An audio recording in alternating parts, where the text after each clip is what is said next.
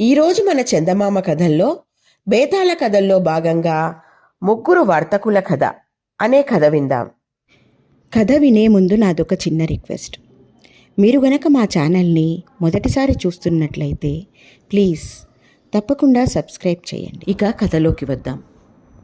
పట్టువదలని విక్రమార్కుడు చెట్టు వద్దకు తిరిగి వెళ్ళి చెట్టుపై నుండి శవాన్ని దించి భుజాన వేసుకుని ఎప్పటిలాగే మౌనంగా శ్మశానం కేసి నడవసాగాడు.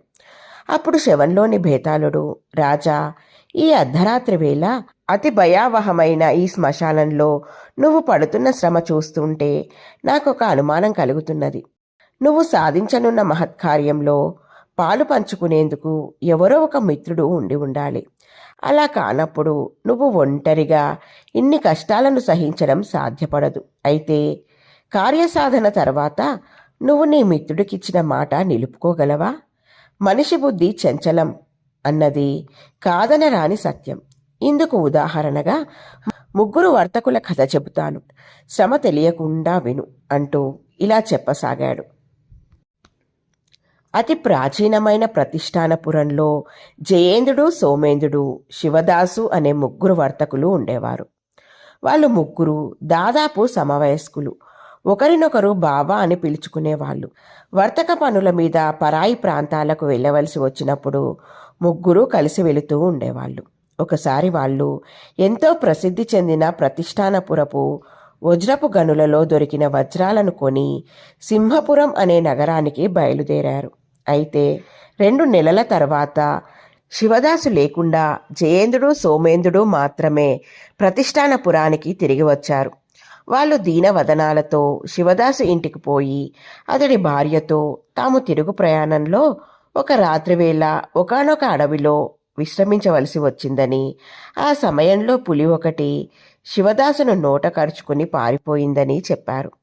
అంతేకాక శివదాసు సింహపురంలోని ఒక వర్తకుడికి తన దగ్గర ఉన్న వజ్రాలను సుమత్రా బాలి ద్వీపాలలో మంచి వెలకు అమ్మేందుకు అప్పుగా ఇచ్చాడని, అతడి నుండి ధనం వసూలుకు మరుసటి సంవత్సరం రాగలనని చెప్పాడని తెలియపరిచారు. శివదాసుకు ఇంకా యుక్త వయస్సుకు రాని 3 పిల్లలున్నారు. భర్త దుర్మరణ వార్త విని అతడి భార్య దుఃఖించసాగింది. జయేంద్రుడు, సోమేంద్రుడు ఆమెకు ధైర్యం చెబుతూ, అమ్మా, దుఃఖపడి ప్రయోజనం లేదు. నీ భర్త నుండి వజ్రాలు తీసుకున్న వర్తకుడు కొద్ది కాలంలో తాను వెళ్ళిన ద్వీపాల నుండి తిరిగి వస్తాడు. అప్పుడు మేమతన్ని కలుసుకుని నీ భర్తకు అతడివ్వవలసిన ధనం వసూలు చేసి తేగలం అన్నారు. జయేంద్రుడికి మగ సంతానం లేదు, ఒకే ఒక కుమార్తె. సోమేంద్రుడికి ప్రణభుడు అనే 20 ఏళ్ల వయస్సు కొడుకున్నాడు. వాడు తండ్రి దగ్గర వ్యాపార మెలకువలు నేర్చుకుంటున్నాడు. రోజులు గడుస్తున్నవి. తన తండ్రి సోమేంద్రుడి ఆరోగ్యం క్రమంగా క్షీణిస్తున్నట్లు గ్రహించిన ప్రణభుడు ఆయనకు వ్యాపార బాధ్యతలు తగ్గించి తనే ఎక్కువ భారం వహించసాగాడు. మరికొంతకాలం గడిచేసరికి సోమేంద్రుడు పూర్తిగా అనారోగ్యం పాలై మంచం పట్టాడు. ఒకనాడు సోమేంద్రుడు కొడుకుని దగ్గరికి పిలిచి మాట పెగలక ఆయాసపడుతూ, బాబూ, నాకు కాలం సమీపించింది అని తెరలు తెరలుగా వచ్చే దగ్గుతో మెలికలు తిరిగిపోతూ, జయేంద్రుడు మనకు సగం ఇవ్వాలి అంటూ కొంతసేపు మైకంతో కళ్ళు మూసుకుని తర్వాత కళ్ళు తెరిచి పెద్దగా ఆయాసపడుతూ అతి హీన స్వరంతో ప్రణభుడికి మరికొన్ని మాటలు చెప్పి శాశ్వతంగా కళ్ళు మూశాడు. ఆఖరుసారిగా తండ్రి చెప్పిన మాటల ద్వారా ప్రణభుడికి అర్థమైందేమిటంటే, జయేంద్రుడిచ్చే ధనాన్ని శివదాసు భార్యకు అందజేయమని. తప్పక అలా చేస్తానని ప్రణభుడు వాగ్దానం చేశాడు. అతడు తండ్రికి ఎంతో భక్తి శ్రద్ధలతో శాస్త్రవిధిగా అంత్యక్రియలు జరిపించాడు. తర్వాత ఒకనాడు జయేంద్రుడిని కలుసుకుని, మామయ్య, మా నాన్నకు నువ్వు చెల్లించవలసిన బాకీ ఏమైనా ఉన్నదా? ఈ మాట ఎందుకు అడుగుతున్నానంటే, ఆయన చనిపోయే ముందు నువ్విచ్చే ధనాన్ని శివదాసు మామయ్య భార్య నాగమణికి అప్పగించవలసిందిగా నన్ను ఆదేశించాడు అని చెప్పాడు. ఇందుకు జయేంద్రుడు విసుక్కుంటూ, మీ నాన్నకు నేను చెల్లించవలసిన బాకీ అంటూ ఏమీ లేదు. పోతే మా ప్రయాణాల్లో సత్రాల్లోనూ పడవ వాళ్లకు మీ నాన్న అప్పుడప్పుడు మా ఇద్దరి తరపున డబ్బు ఇస్తూ ఉండేవాడు. కొన్ని సందర్భాలలో నేను ఆ పని చేస్తూ ఉండేవాణ్ణి. ఇదంతా చిల్లర నాణాలతో తీరిపోయే ఖర్చు. ఒకవేళ అలాంటి చిల్లర మల్లర గుణించి మీ నాన్న నేనేదో బాకీ ఉన్నాడనుకున్నాడేమో. అలాంటిదేమైనా ఉన్నా శివదాసు భార్యకు అలాంటి చిల్లర డబ్బులు ఇవ్వడం మర్యాద అనిపించుకోదు అని ఆగి, ఇంతకు మీ నాన్న చెప్పింది నీవు స్పష్టంగా విన్నావా అని అడిగాడు. అలా అని చెప్పలేను మామయ్య. ప్రాణం పోయే ముందు నాన్న ఎంతో ఆయాసపడుతూ అతి చిన్న స్వరంతో మాట్లాడాడు. బహుశా నేను ఆయన చెప్పిన దాన్ని పొరపాటుగా అర్థం చేసుకుని ఉంటాను అన్నాడు ప్రణబుడు. ఈ విషయాన్ని గురించిన చర్చ అక్కడితో ఆగిపోయింది. ప్రణబుడు శివదాసు కుటుంబానికి ఉన్నంతలో సాయం చేస్తూ ఉండేవాడు. 6 నెలలు గడిచినాయి. జయేంద్రుడు వ్యాపార నిమిత్తం సింహపురానికి బయలుదేరాడు. ప్రణబుడు తన తండ్రిలాగే అతని వెంట ప్రయాణమయ్యాడు. ఇద్దరి దగ్గర విలువైన వజ్రాలున్నవి. ఆ ప్రయాణంలో వాళ్ళొక అరణ్య ప్రాంతం చేరారు. రాత్రికి ఒక సాధువు వాళ్లకు తన ఆశ్రమంలో ఆతిథ్యం ఇచ్చాడు. సాధువు ఆయన శిష్యులు అంటురోగాలతో బాధపడుతున్న గూడెం ప్రజలకు తమ చేతనైన సాయం చేస్తూ ఉన్నారు. జయేంద్రుడు ప్రణబుడు రోగపీడితులకు సాయపడేందుకు కొంత ధనాన్ని సాధువుకు ఇచ్చారు. తర్వాత వాళ్ళు అక్కడ ఉన్న నదిలో పడవ ప్రయాణం చేసి సింహపురం చేరి ఒక సత్రంలో బస చేశారు. మర్నాడు వాళ్ళిద్దరూ వజ్రాలు అమ్మేందుకు నగరంలో చెరివొక వైపుకు వెళ్లారు. సింహపురానికి పొరుగు రాజ్యమైన మహేంద్రపురాన్ని పాలించే రాజుకు నగరంలో ఒక భవనం ఉన్నది. ప్రణబుడు ఆ రాజు దగ్గరికి పోయి తాను తెచ్చిన వజ్రాలను ఆయనకు చూపించాడు. రాజు ప్రణబుడు ఏ నగరం వాడో అడిగి తెలుసుకుని ఆశ్చర్యపోతూ, గత సంవత్సరంలో కూడా నేను ఈ నగరంలో ఉన్న సమయంలో ప్రతిష్టానపురం నుండి ఒక వజ్రాల వర్తకుడు వచ్చాడు. అతడి దగ్గర చాలా గొప్ప వజ్రం ఒకటి ఉంది. అలాంటి వజ్రాన్ని అంతవరకు నేను చూడలేదు. పెద్ద ధర ఇచ్చి దాన్ని కొన్నాను అన్నాడు. ప్రణబుడు ఆయనకు కొన్ని వజ్రాలు అమ్మి సత్రానికి తిరిగి వచ్చాడు. జయేంద్రుడు కొద్దిసేపు తర్వాత తిరిగి రాగానే ప్రణబుడు అతన్ని, మామయ్య, గత సంవత్సరం మహేంద్రపురం రాజుకు నువ్వేదైనా వజ్రాన్ని అమ్మావా అని అడిగాడు. అమ్మలేదు. అసలెందుకు ఇలా అడుగుతున్నావు అన్నాడు జయేంద్రుడు. ఆయనకు కొన్ని వజ్రాలమ్మాను. చాలా మంచివాడు అన్నాడు ప్రణబుడు. మర్నాడు ప్రణబుడు జయేంద్రుడితో, శివదాసు మామయ్య ఇక్కడ ఒక వర్తకుడికి అమ్మమని కొన్ని వజ్రాలు ఇచ్చాడు కదా, ఆయన సుమ్రత బాలి ద్వీపాల నుండి తిరిగి వచ్చాడేమో కనుక్కుందాం. మామయ్యకు ఆయన ఇవ్వవలసిన ధనం వసూలు చేయడం అవసరం కదా అన్నాడు.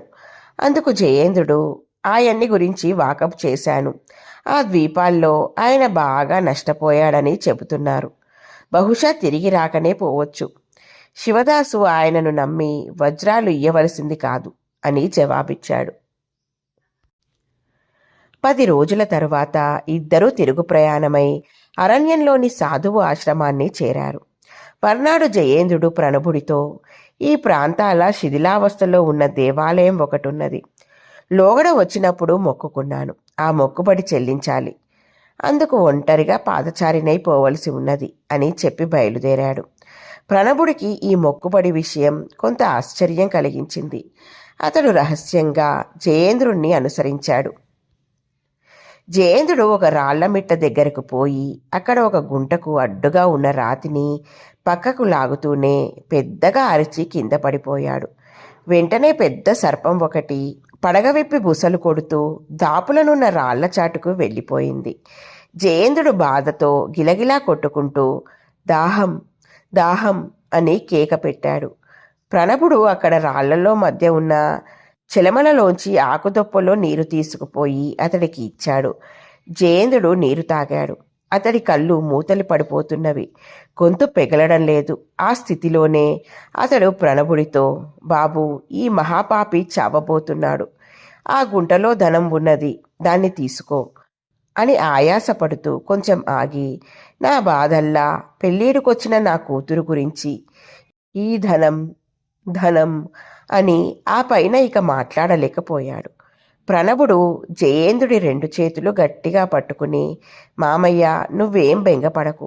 నీ కుమార్తెను తగిన వాడికిచ్చి వివాహం జరిపించగలనని వాగ్దానం చేస్తున్నాను అన్నాడు.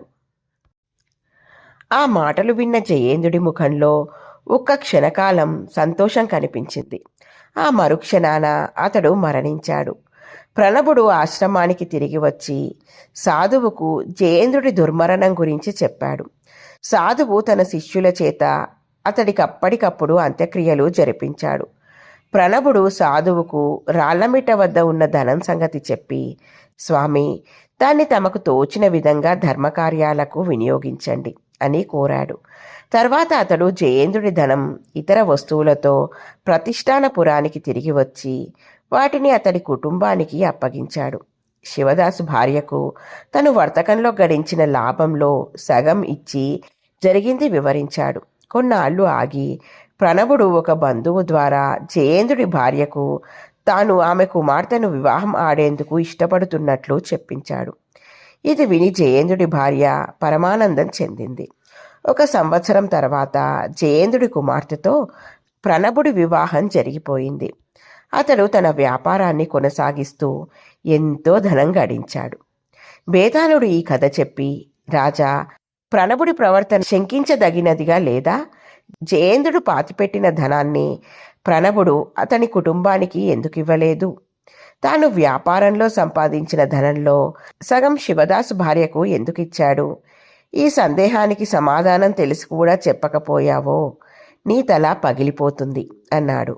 దానికి విక్రమార్కుడు, శివదాసు ఒక వర్తకుడి ద్వారా తన వజ్రాలను సుమ్రత బాలి ద్వీపాలకు పంపాడన్నది కట్టుకథ అని ప్రణబుడు గ్రహించాడు. శివదాసు తన వజ్రాలను మహేంద్రపురం రాజుకు మరికొందరికి అమ్మినట్లు తగిన సాక్ష్యాధారం కనబడుతున్నది. కానీ ఒకటి, శివదాసు తిరుగు ప్రయాణంలో ఎలా మరణించాడో తెలుసుకోవడం సాధ్యపడదు. అయితే రాళ్లమిట్ట వద్ద పాతిపెట్టబడిన ధనం శివదాసుదై ఉండవచ్చు. బహుశా జయేంద్రుడు, సోమేంద్రుడు శివదాసు ధనాన్ని కూడా వెంట తీసుకుపోవడం ప్రమాద కారణం కావచ్చని భావించి ఉంటారు. తమ ఇద్దరి ధనం దారిదోపిడీ దొంగల వాతపడినా పాతిపెట్టిన ధనం తమకు దక్కుతుందని వాళ్ళు ఆశించి ఉంటారు. ఆ ధనాన్ని తర్వాత పంచుకోవచ్చన్నది వాళ్ళ పథకం అయి ఉంటుంది. జరిగిన ఘోర కార్యంలో తను భాగస్వామి అయినందుకు సోమేంద్రుడు పశ్చాత్తాపం చెందాడు. అందువల్లనే ఆ దాచిన ధనంలో తన వంతు శివదాసు భార్యకు ఇవ్వమని అతడి కొడుకును ఆదేశించాడు. ఈ జరిగినదంతా అర్థం చేసుకున్న ప్రణబుడు, న్యాయవర్తనుడు, వివేకి అయినవాడు ఎలా ప్రవర్తిస్తాడో అలా ప్రవర్తించాడు. అతడు పాతిపెట్టిన ధనాన్ని అంటకపోవడానికి కారణం అది న్యాయార్జితమో అన్యాయార్జితమో స్పష్టంగా తెలియకపోవడం. అందుకే దాన్ని పరోపకారి అయిన సాధువు పరం చేశాడు.